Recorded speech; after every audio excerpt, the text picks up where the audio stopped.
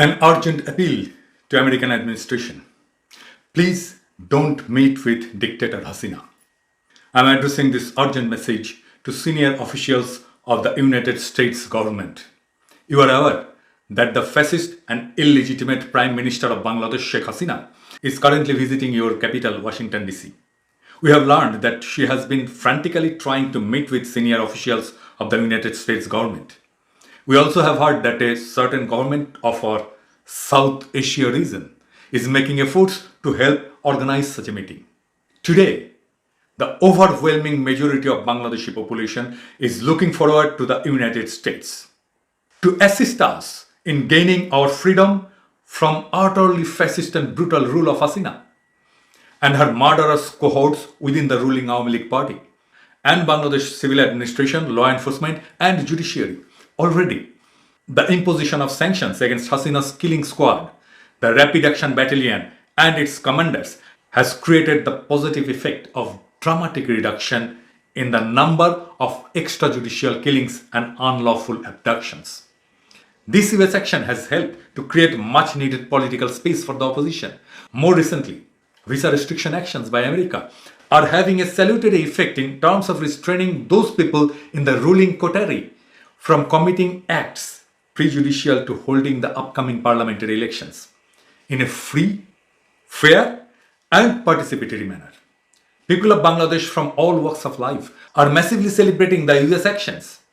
Today, after 15 long years of Hasina's undemocratic and tyrannical rule, sustained by political support and two-way corruption relationships with Russia and China, and to a great extent with India, people of Bangladesh are finally on the verge of regaining their lost democracy and human rights.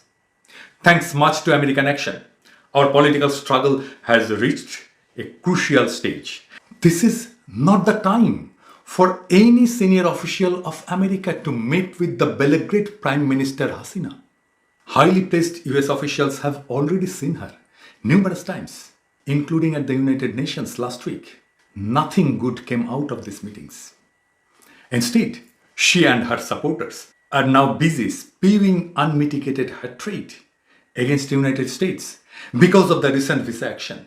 You should recall that Hasina herself launched egregiously false propaganda against the United States by claiming that US demanded a military base in Bangladesh offshore St. Martin's Island.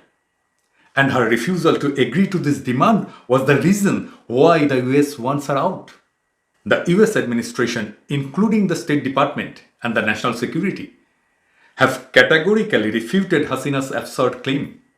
The primary reason why Hasina is seeking a meeting with senior officials of the American administration is to make a last-minute plea to allow her to stay in power by suspending and reversing American actions and let her rig the upcoming elections, as she had done in 2014 and 2018. She would perhaps argue that if she is pushed out of power, there will be a large-scale breakdown of law and order in Bangladesh, including attacks on the minority. She will say this will lead many of her supporters and members of minority community to flee the country and seek refuge in India. This is an utterly false argument. The ongoing opposition movement has been completely peaceful.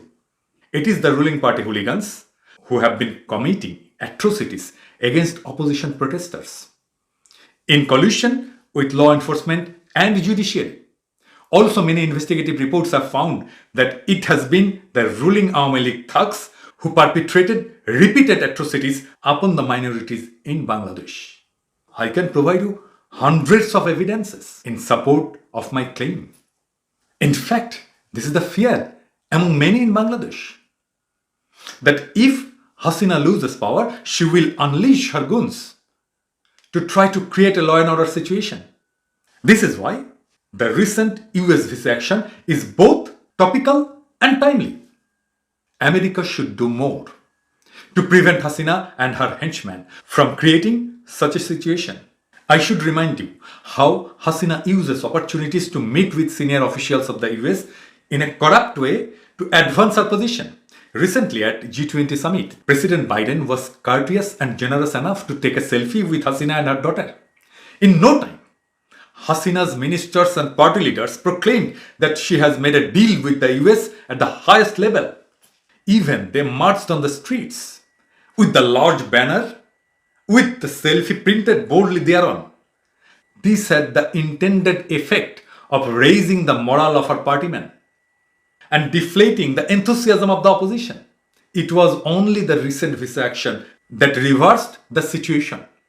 If any senior American official meets with her at this stage, she will play the same dirty public relations trick for the same objective of boosting the morale of her murderous supporters and to pour cold water on the opposition movement.